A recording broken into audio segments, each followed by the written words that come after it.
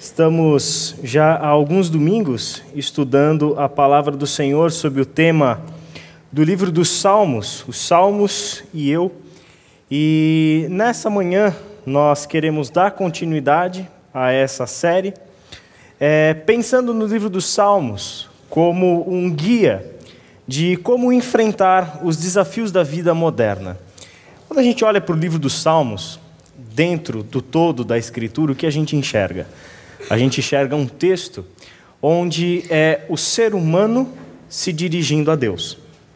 Os livros dos profetas, por exemplo, falam muito de Deus em relação ao ser humano.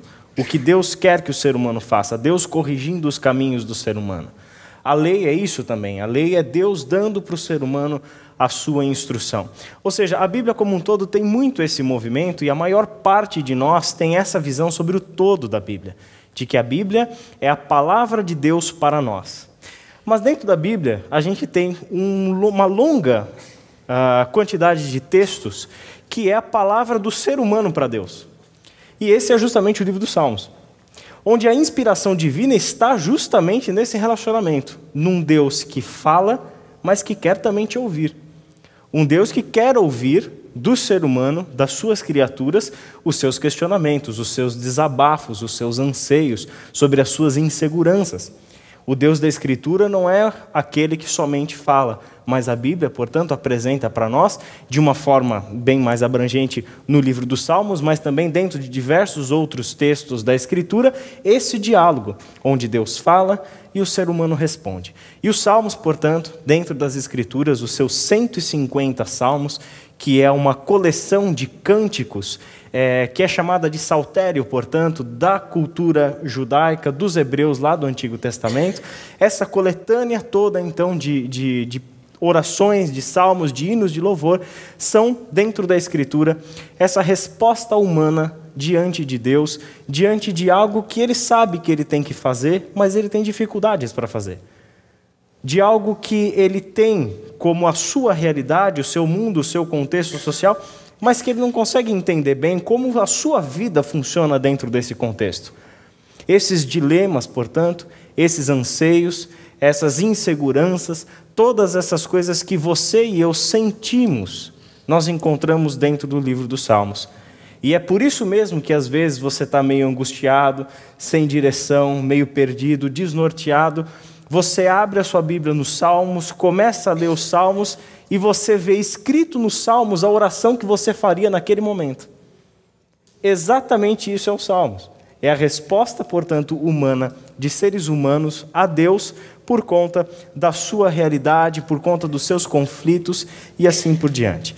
E uma dessas, e essa tem sido, os temas das mensagens dessa série, é pensar sempre na nossa vida contemporânea e algumas opressões que nós sofremos na nossa vida contemporânea. E uma dessas opressões é justamente a opressão da insegurança. E hoje a gente vai ler o Salmo 26 sobre esse tema da opressão da insegurança. E por que insegurança é um problema moderno? Na verdade, é um problema antigo. Toda a humanidade sempre teve o problema da insegurança, em diversas ordens, diversos níveis da sua vida. Mas no tempo em que nós estamos vivendo, segundo um conceituado sociólogo polonês chamado Zygmunt Bauman, nunca se viu na história da humanidade o conflito tão grande de seres humanos que buscam o equilíbrio entre liberdade e segurança. Porque quando a gente quer segurança, a gente tem que abrir mão da liberdade. E quando a gente quer liberdade, a gente tem que abrir mão da segurança. E buscar o equilíbrio dessas duas necessidades humanas tem sido uma das grandes opressões da vida moderna. A busca, portanto, do equilíbrio entre a liberdade e a segurança. Como a gente não vai falar sobre liberdade, a gente vai se concentrar nessa insegurança nossa, para pensar o seguinte: o que é a segurança hoje? Não é apenas um conceito, mas é algo que está à venda e custa caro. Segurança é caro. Você não se sente mais seguro com o seu carro, andando pelos lugares que você anda. Daí é que você precisa investir num carro mais seguro. E aí, obviamente, o mercado vai vender segurança gourmet, né? Vai colocar ingredientes especiais na segurança e fazer com que aquele carro seja mais seguro. É um carro blindado, até os pneus são blindados e assim por diante. Você se sente seguro. Mas você se sente seguro a um preço muito alto. E toda aquela segurança esconde a sua falta de liberdade. Você não tem liberdade para andar com a janela aberta, tomando o arzinho no rosto, porque você abriu mão da sua liberdade em nome da sua segurança. A segurança, portanto, é um bem que está à venda e é um bem que custa muito caro. A segurança é algo que o tempo todo estamos vendo. Isso vai desde a sua vida virtual. As suas senhas cada vez mais encriptografadas, cada vez mais protegidas, ou seja, desde a sua vida virtual, de e-mail, WhatsApp, internet, Facebook e etc., a sua vida prática, a sua casa, o seu carro, a sua segurança ao andar na rua, ao fazer uma viagem, ao ir para o exterior, por exemplo, as medidas de segurança que você precisa tomar e requisitos de segurança para passar nos lugares e assim por diante, tudo isso é em nome da nossa segurança. Abrimos mão da liberdade, só que para comprar essa segurança, nós pagamos um preço muito caro. Mas daí a gente deve fazer a pergunta, então, porque eu me lembro de uma canção, eu tentei me lembrar o todo dessa canção, inclusive eu lembrei agora de manhã, nem foi antes, senão eu teria pesquisado melhor. Mas eu lembro de uma canção que tinha um verso que era o seguinte: com Cristo no barco tudo vai bem. Não sei se vocês se lembram dessa frase, né? Com Cristo no barco tudo vai bem. Eu gosto muito dessa ideia de segurança. Porque todos esses outros fatores, todas essas seguranças que nós corremos atrás, são seguranças paliativas. São seguranças que, na verdade, não garantem muita coisa. É uma medida de segurança, mas não significa que vai dar certo. Porque quando você vai entrar no banco, a porta giratória trava com você. Mas quando o bandido vai entrar no banco, ele entra numa boa, com a arma, com uma calibre 12, uma bazuca, granada, sem problema nenhum. É uma segurança, mas que não garante muita coisa. Não funciona. Eu não consigo entrar com o guarda-chuva, mas o cidadão entra com uma faca. Entende? Quer dizer, essas seguranças são paliativas. Essas seguranças não garantem lá muita coisa. Claro, a gente não precisa ser imprudente, a gente precisa tomar as nossas medidas de segurança dentro de uma racionalidade saudável, sadia e natural. A gente precisa tomar essas medidas, mas a gente também não pode permitir que a nossa vida seja determinada por essa insegurança. E essa é uma insegurança que está no nosso campo de decisão, no nosso controle. Mas e quando essa segurança diz respeito à sua vida com Deus? E quando essa segurança diz respeito à sua vida futura? Aonde você vai passar a eternidade? Qual é o seu destino eterno? Como é que funciona quando essa segurança não é uma segurança que está à venda? Essa é uma segurança que só Deus pode dar. Essa é uma segurança que somente o Senhor concede, não vende, concede gratuitamente. Essa é uma segurança que só Deus pode dar. Nós deveríamos, portanto, nos preocupar muito mais com essa segurança do que com aquelas que nós podemos comprar e manipular. Mas e essa segurança de Deus é aquela segurança de que quando Cristo no barco, tudo vai bem. Se Cristo está no barco, tem uma tempestade do lado de fora. Tem água entrando no barco. Eu estou com medo do barco naufragar. Como é que é? Naufragar, isso. Eu estou com medo disso. Eu estou com um receio tremendo, por exemplo, dos caras, como aconteceu lá com Paulo em Atos 27, 28, os caras acharem que, ou com Jonas, né, os caras acharem que eu sou o culpado da coisa toda e me jogarem no mar. Eu tenho medo, eu estou inseguro, mas daí eu me lembro que Cristo está no barco. E se Cristo está no barco, tudo vai bem. É sobre essa segurança que eu quero conversar com vocês hoje, a partir do Salmo 26, onde nós lemos o seguinte: Faz-me justiça, Senhor, pois tenho vivido com integridade. Tenho confiado no Senhor sem vacilar. Sonda-me, Senhor, e prova-me. examina o meu coração e a minha mente, pois o teu amor está sempre diante de mim e continuamente sigo a tua verdade. Não me associo com homens falsos, nem ando com hipócritas. Detesto o ajuntamento dos malfeitores e não me assento com os ímpios. Lavo as mãos na inocência e do teu altar, Senhor, me aproximo cantando hinos de gratidão e falando de todas as tuas maravilhas. Eu amo, Senhor, o lugar da tua habitação, onde a tua glória habita. Não me des o destino dos pecadores, nem o fim dos assassinos. Suas mãos executam planos perversos, praticam suborno abertamente, mas eu vivo com integridade. Livra-me e tem misericórdia de mim. Os meus pés estão firmes na retidão, na grande assembleia, bendirei o Senhor. Vamos orar?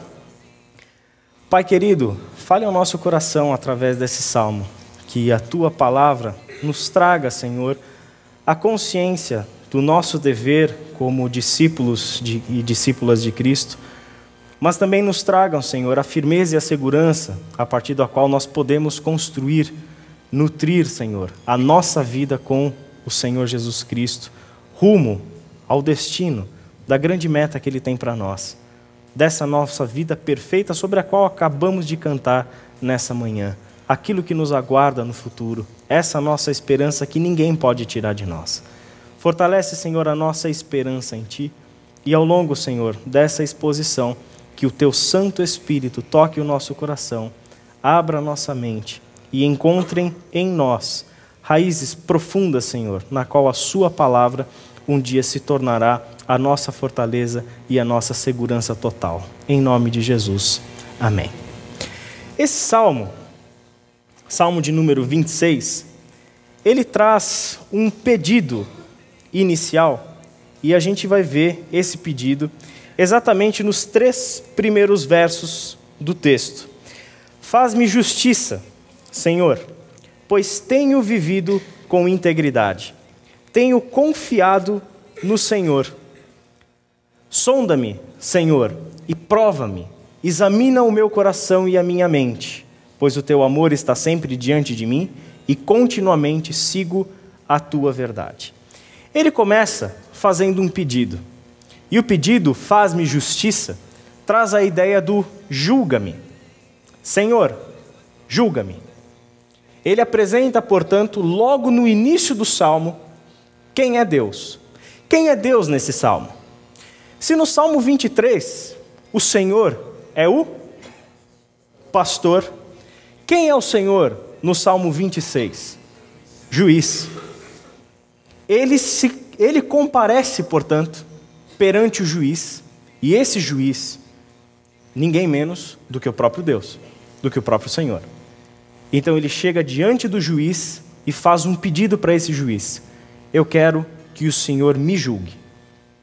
Eu quero que o Senhor avalie o meu caso, que o Senhor me faça justiça. Ele convoca então o tribunal divino, se apresenta diante do juiz e pede para que o juiz faça justiça, julgue o seu caso. Bom, que caso é esse? A gente vai ver. Mas esse não é o único pedido que ele faz para o Senhor.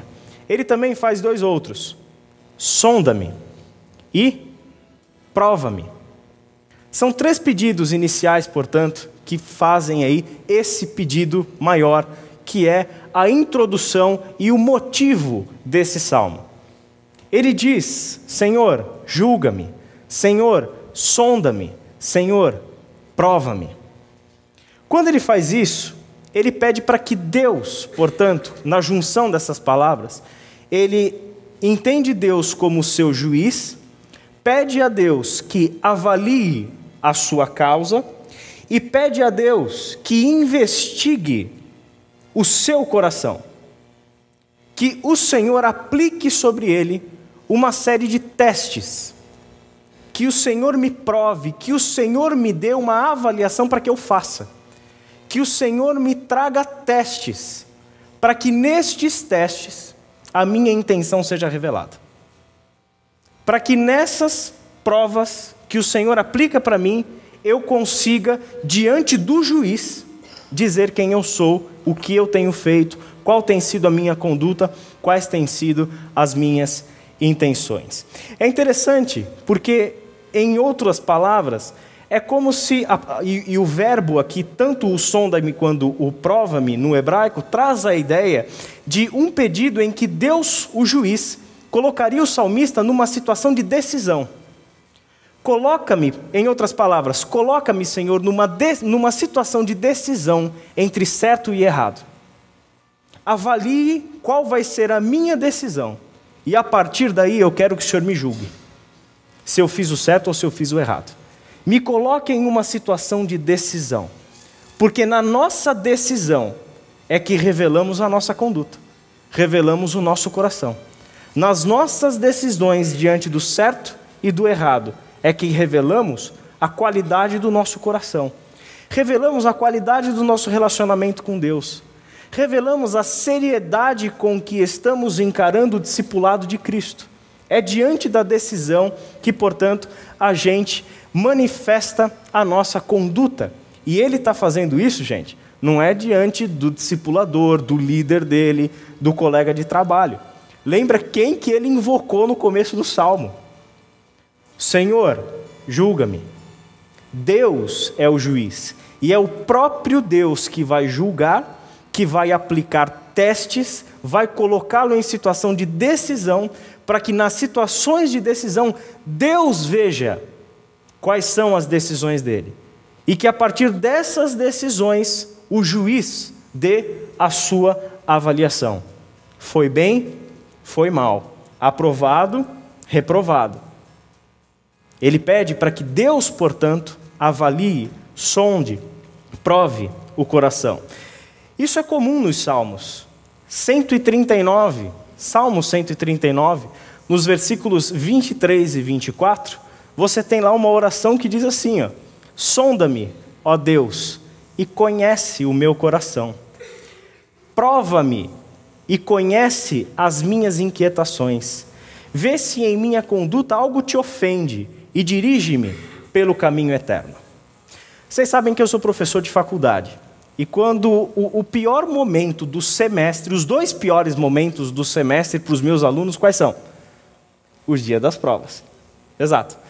Os alunos fazem de tudo para não fazerem prova, eles querem dar um jeito de burlarem o sistema de ensino, eles até dizem que a prova já caiu em desuso, ninguém mais faz prova, a gente avalia de outras formas. Quer dizer, tem toda uma filosofia pedagógica por trás, mas o fato é o seguinte, a gente não gosta de prova, a gente não gosta de ser provado. Não é gostoso, não é agradável, não é prazeroso para nós termos o nosso conhecimento avaliado por uma prova. Quanto mais ter a nossa vida avaliada pelo Criador da vida. Quanto mais ter a nossa conduta avaliada pelo Senhor, o juiz, o justo juiz de toda a terra. Quanto mais ter os nossos pensamentos e o nosso coração avaliado por aquele que é o único capaz de discernir as nossas intenções e os nossos desejos. Se a gente está falando por insegurança, insegurança seria chegar diante de Deus e pedir essas coisas. Daí eu me sentiria extremamente inseguro. Porque quando a gente chega diante de Deus e pede essas três coisas para Deus, você vai ter que saber, e você sabe, que Ele é juiz e Ele enxerga todas as coisas. A sua conduta, que é o que se manifesta exteriormente, mas também as suas intenções, os seus desejos, o seu coração, aquilo que está por dentro de nós. Diante disso, nós temos duas alternativas comuns para interpretar o Salmo 26. A primeira alternativa é pensar que quem escreveu esse salmo era uma pessoa vítima de calúnia, alguém injustiçado, alguém que foi levado a juízo ou que foram feitas acusações contra essa pessoa e essas acusações não são verdadeiras. Então, essa pessoa injustiçada, caluniada, comparece diante do tribunal divino, pede uma audiência com o grande juiz com o justo juiz de toda a terra e começa a declarar para o juiz quem ele é. Aliás, é exatamente o que você vai ver do versículo 4 até o final, onde do versículo 4 até o final é o salmista dizendo da sua conduta. Ele fazendo um exame na sua consciência, um exame na sua forma de agir. Ele fazendo para Deus, o juiz, uma lista de coisas que ele faz e que na sua consciência, no seu exame de consciência, não tem absolutamente nada de errado, diante daquilo que os outros acusam ele de fazer e que está errado. Essa é uma primeira opção. Mas a segunda opção é uma pessoa fazendo uma análise própria da sua vida e da sua conduta. Não é alguém injustiçado que é levado diante de um tribunal, mas uma pessoa que conhece a Deus. E conhecer a Deus significa conhecer a si próprio. E uma vez que eu conheço Deus e conheço a mim mesmo, eu sei que é sábio fazer uma avaliação periódica da minha vida e da minha conduta.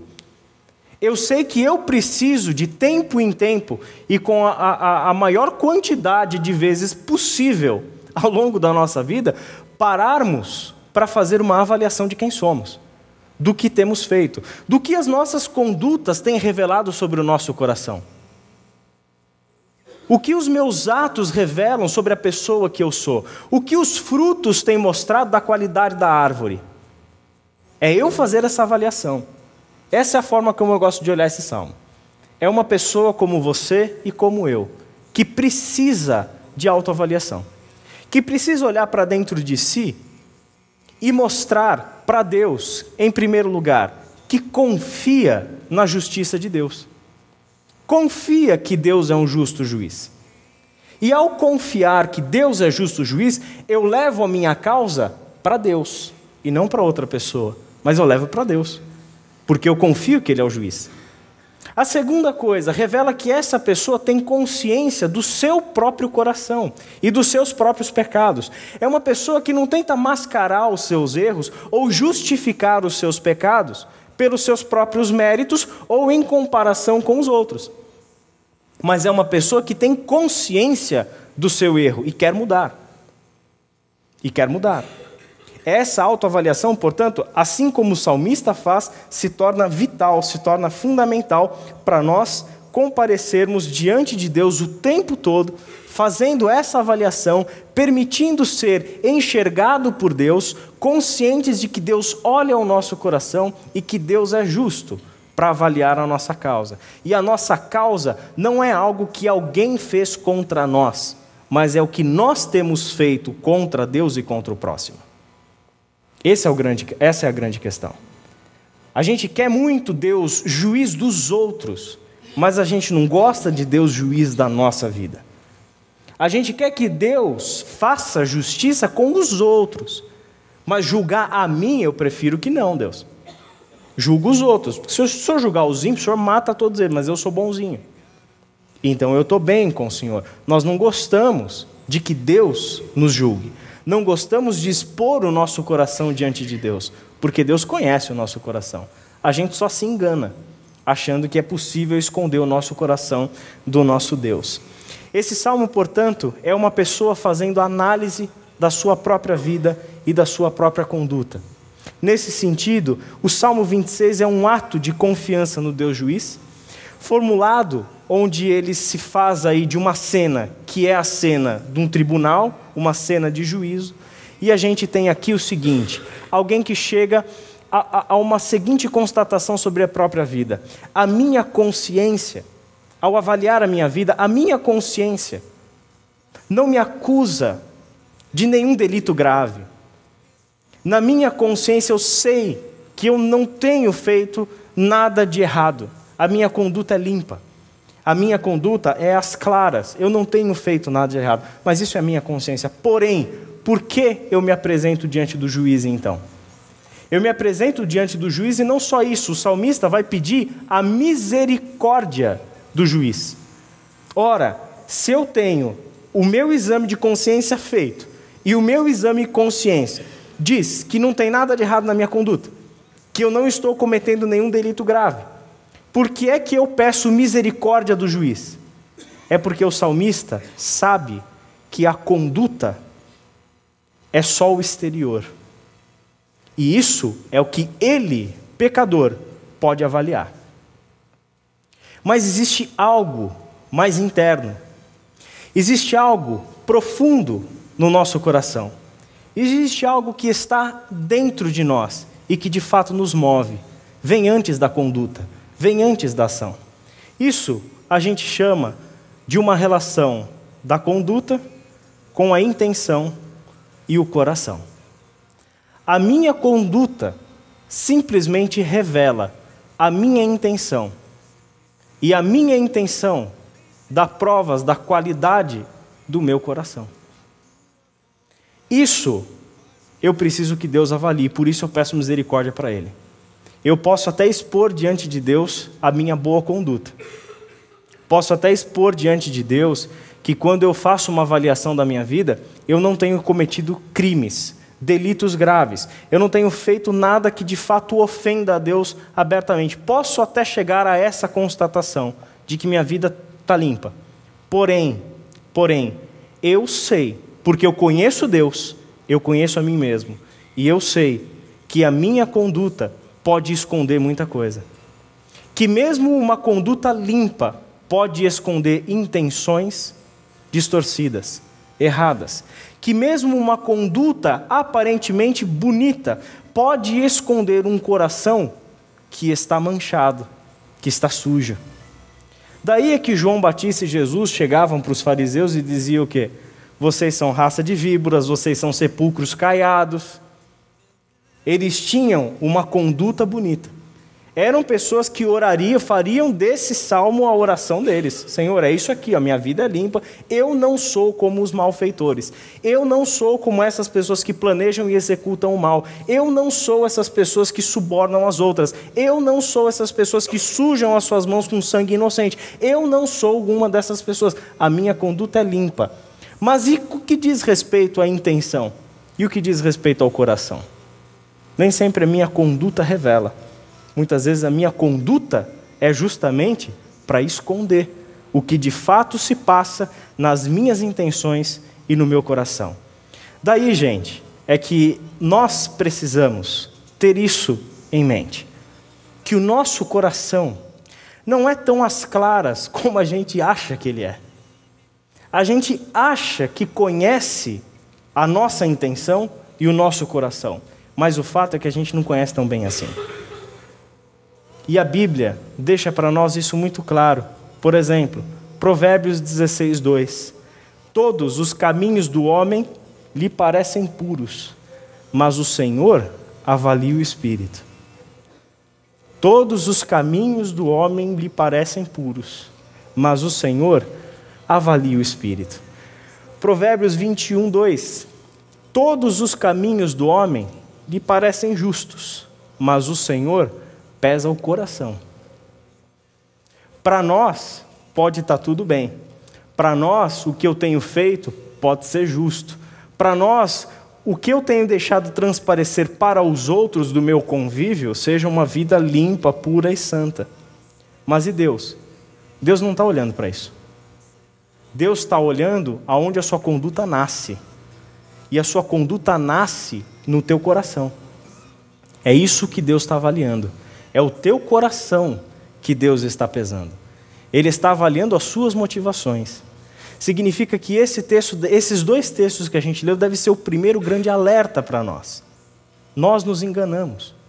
Nós achamos que com a nossa conduta estamos enganando os outros, mas na verdade a nossa conduta é uma mostra de que nós estamos redondamente enganados com relação ao nosso próprio coração. Nós é quem nos enganamos. E para fechar, Jeremias 17, 9 e 10. O coração é mais enganoso que qualquer outra coisa, e sua doença é incurável. Quem é capaz de compreendê-lo? Eu sou o Senhor, que sonda o coração e examina a mente, para recompensar a cada um de acordo com a sua conduta, de acordo com as suas obras. Qual é a palavra de Jeremias? Não coloque a sua segurança no seu coração, porque o seu coração é enganoso. Porque o seu coração está doente, de uma doença incurável. O seu coração é corrupto. O nosso coração é corrupto. Nosso coração é mestre em esconder as nossas verdadeiras intenções através de condutas que aparentemente são justas, puras e boas. Nós precisamos fazer essa avaliação de nós, gente. Porque esse salmo não é o salmista pedindo para que Deus julgue os ímpios. É para que Deus me julgue. E o interessante na palavra do salmista, quando ele se avalia, na conduta não tem nada de errado, mas ele pediu misericórdia. Porque ele conhece o seu coração. Ele sabe que a conduta, e ele pode estar se enganando, que a conduta é só para mascarar aquilo que de fato se passa no seu coração. Estamos então diante dessa realidade. A realidade de um coração frágil, de um coração doente, de um coração corrupto, um coração onde a gente acha, pessoal, que a gente se conhece. A gente acha que a gente pode fazer o que o nosso coração está mandando, porque se o nosso coração está mandando, é bom, é puro, mas não é. Porque o nosso coração é doente. O nosso coração não está bem e nunca estará bem. Porque o nosso coração quer fazer a sua própria vontade. O nosso coração quer determinar a nossa vida de acordo com as suas próprias intenções e desejos. E nós precisamos ser realistas com relação ao nosso próprio coração. O que nos move a fazer as coisas que fazemos? O que está colocando a nossa ação em evidência? Qual é de fato a intenção que está por trás de determinado ato meu, de determinada palavra minha, de determinada ação? O que está por trás? Eu preciso suspeitar e duvidar do meu próprio coração. Lembrei de uma outra música de quando eu era pequeno agora. Era sobre Davi essa música. E ele falava assim, era um jovem pastorzinho que não confiava em si. Vocês lembram dessa música também? Lembra? Lembram ou não? Sim. Eu lembro dessa música, lembrei agora. Qual era um destaque, que isso veio da minha infância? Quer dizer, um destaque sobre a vida de Davi. Não confiar em si. Duvida do próprio coração. Duvida das próprias intenções. Seja sábio, seja sábia. Duvide de si mesmo. Não coloque a segurança no seu coração, na sua autoavaliação, mas busque a avaliação de Deus e corrija a sua vida suspeitando das intenções do seu coração. Faça isso, porque isso é intimidade com Deus. Isso é maturidade espiritual. É eu não ser movido pelo meu coração ou pelo que as pessoas estão dizendo de mim, mas eu sou movido por aquilo que Deus diz sobre mim. Eu não posso permitir que a minha vida, a minha conduta seja determinada ou até mesmo alimentada pelos elogios que eu recebo das pessoas.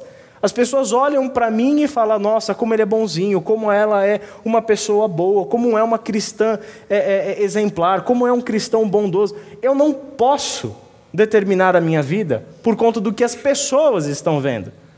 Porque o que as pessoas estão vendo é o lado de fora. Eu preciso entender que a minha vida precisa ser determinada a partir de um exame de consciência, onde eu busco a avaliação do próprio Deus. Por quê? Porque Ele é o único capaz de entender o seu coração.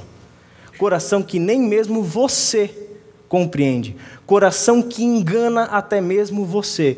Deus conhece esse coração. Deus avalia esse coração. E o melhor de tudo, Deus cura esse coração. Deus limpa esse coração. Por isso buscar o Deus que conhece as nossas intenções e que conhece o nosso coração. Diante disso, a gente olha para uma segurança definitiva. Aonde estaria então essa nossa segurança? Em outras palavras, como a gente faria uma leitura cristã desse salmo? Como seria olhar para esse salmo que vem lá da história de Israel no Antigo Testamento, onde não tem Cristo nessa história, não tem Jesus nessa história e não tem o sacrifício definitivo pelo pecado de todos de Cristo Jesus? Como olhar para esse salmo que vem de uma cultura que encara Deus de fato como juiz, que se relaciona com Deus por intermédio da lei? Como entender esse salmo de uma perspectiva cristã? Então, antes, um resumo desse salmo para a gente fazer aí essa transposição. Um homem consciente de sua honradez e de seu fervor no culto acode a Deus para se submeter ao seu juízo e receber de Deus a segurança interior e ver-se livre do medo de perecer. Sua petição é escutada sem palavras, não tem nenhuma resposta de Deus no salmo, porém a resposta está implícita do jeito que o salmo termina. Alguém que tem e mostra o seu relacionamento com Deus. Então é alguém consciente da sua honradez, consciente da sua vida litúrgica, da sua vida religiosa, as expressões dele correr no seu altar, lavar as suas mãos na pureza e assim por diante. Quer dizer, alguém que não só na sua conduta moral, mas também na sua conduta religiosa, tem consciência limpa diante de Deus. Contudo, ele busca o juiz para receber de Deus o seu aval, receber de Deus a segurança de que ele pode viver livre do medo, porque a sentença dos malfeitores não será a mesma sentença dele. A sua vida, portanto, está garantida, diferente da vida dos malfeitores. É muito semelhante a forma como ele faz isso, no Salmo, do versículo 4 até o versículo 11, que se assemelha muito ao Salmo 1. Você pode perceber que toda a avaliação do salmista é em distinção e uma forma onde o oposto, na verdade, ele mostra a distinção entre o justo e o ímpio e mostra que a sua conduta é o oposto da conduta do malfeitor. Essa é a avaliação que ele vai fazendo. As minhas mãos estão limpas, eu corro no seu altar, eu lavo as minhas mãos, a minha conduta é diferente deles. É, portanto, uma avaliação por meio da comparação entre justo e injusto, entre o pio e o ímpio. É essa a comparação que ele faz. Porém, algo que nos chama a atenção. Isso é o apóstolo Paulo, um hebreu, conhecedor desse salmo, conhecedor desse Deus, um hebreu convertido a Cristo, que já está vivendo em outro período da história e relaciona-se com Deus de uma outra forma, a partir de Jesus de Nazaré. E esse apóstolo Paulo vai nos dizer o seguinte: embora em nada a minha consciência me acuse, nem por isso justifico a mim mesmo, o Senhor é quem me julga. Aqui a gente tem um conselho importante para nós. O primeiro, avalie-se. Aquilo que o salmista fez é algo que você e eu devemos fazer o tempo todo. Se avaliar. A partir da nossa conduta. A partir daquilo que a gente sabe, porque a própria Bíblia nos diz o caminho do justo e o caminho do ímpio. E a palavra do André no Salmo 1 foi exatamente isso, mostrar a diferença de um caminho para o outro. Como anda o justo, como anda o ímpio. Leia essas coisas e aonde você se enquadra mais? No caminho do ímpio ou no caminho do justo? Qual tem sido a sua conduta? Compare-se. Faça isso com a sua vida. E a Bíblia é repleta de passagens como essa, tanto no Antigo quanto no Novo Testamento. As cartas de Paulo são cheias dessas passagens que mostram a conduta de alguém que anda com Cristo e de alguém que não anda com Cristo. Avalie-se a partir dali, compare-se com essas condutas, para que você possa e seja capaz de fazer uma avaliação própria. Mas você vai fazer uma avaliação própria e você vai chegar à seguinte conclusão: embora em nada minha consciência me acuse. Ou seja, fiz a avaliação. Comparei-me com aqueles que não andam de acordo com a vontade de Deus. Avaliei a minha vida de acordo com a vontade de Deus. Em nada minha consciência me acusou. Porém, eu não posso chegar diante de Deus e dizer, eu sou justo. Não me justifico. Mesmo que a minha consciência não me acuse, eu não justifico a mim mesmo, porque é o Senhor quem me julga. O Senhor permanece o juiz. O Senhor permanece como sendo aquele capaz de te justificar, não só porque Ele conhece as intenções do seu coração, mas porque Ele decidiu te justificar independente das suas ações. Ele decidiu te justificar independente das suas intenções. Ele decidiu justificar você, independente do seu coração enganoso, corrupto e doente de doença incurável. Ele decidiu te justificar, independente dos critérios de avaliação. Esse é o Senhor que decidiu enviar o seu Filho para a história, para que diante do sacrifício do seu Filho, todos nós sejamos justificados, independente da nossa autoavaliação. Porque a nossa autoavaliação sempre vai revelar problema. A minha consciência pode estar limpa, mas eu tenho também o problema do coração. O problema do coração é Deus quem julga. E quando Deus julga, Ele acha o problema. Ele sabe que tem problema. E daí vem a questão: aonde está a minha segurança? A segurança não está na qualidade da sua ação. A segurança não está na qualidade do seu coração. A sua segurança está no Deus que te justifica. A tua segurança está no Senhor, que fez o que foi preciso para que você fosse considerado inculpado e inculpada. Outro texto, 2 Coríntios 1,12. Este é o nosso orgulho, a nossa consciência dá testemunho de que nos temos conduzido no mundo, especialmente em nosso relacionamento com vocês, com santidade e sinceridade provenientes de Deus, não de acordo com a sabedoria do mundo, mas de acordo com a graça de Deus. Por isso, viva de acordo com a graça de Deus. É entender o seguinte, pessoal, não é que nós vamos fazer a nossa autoavaliação e essa nossa autoavaliação vai dizer que nós estamos limpos e puros, porque nós nos enganamos. Assim mesmo, quando Deus avalia o nosso coração, Ele sabe da nossa maldade. Ele sabe o que de fato se passa no teu coração. Ele conhece as tuas intenções. E porque Ele conhece as intenções do seu e do meu coração, Ele sabe que há pecado e há maldade no meu coração. Pecado e maldade que Ele quer limpar e que Ele quer curar. Mas por isso mesmo é que eu tenho que viver a minha vida de acordo com essa graça de Deus, que sempre estará sobre mim. Essa graça de Deus que olha para mim e vê de fato quem eu sou. Tanto a minha conduta quanto o meu coração. É um olhar que atravessa a carne e chega no invisível, que é a minha vontade, é a minha intenção, é o meu desejo. Esse Deus que faz todas essas coisas, faz tudo isso não para te condenar, mas para curar o seu coração enganoso, para tirar o mau desejo de você. Isso é obra da sua graça, porque o condenado não merece isso. O condenado merece a sentença do ímpio, mas Ele fez com que todos nós fôssemos justificados por meio do sacrifício do seu Filho. Daí eu me lembro da nossa prática cristã do batismo. O que aconteceu no batismo?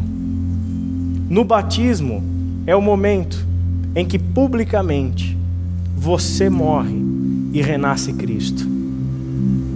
É o momento em que o ímpio morre e renasce Cristo. Essa é a nossa segurança, que a nossa vida está em Cristo. E viver de acordo com a graça de Deus não significa encarar a graça de Deus como panos quentes para o nosso pecado, de forma alguma. Porque isso é compreender errado o que é a graça de Deus. Quando você acha que você pode viver livremente para pecar do jeito que você quiser, porque a graça de Deus é maior e perdoa todos os seus pecados, sabe o que é isso? É o teu coração enganoso falando. E você sendo seduzido, seduzida pelo seu coração corrupto e enganoso, que quer justificar-se a si mesmo, quer justificar o seu próprio pecado.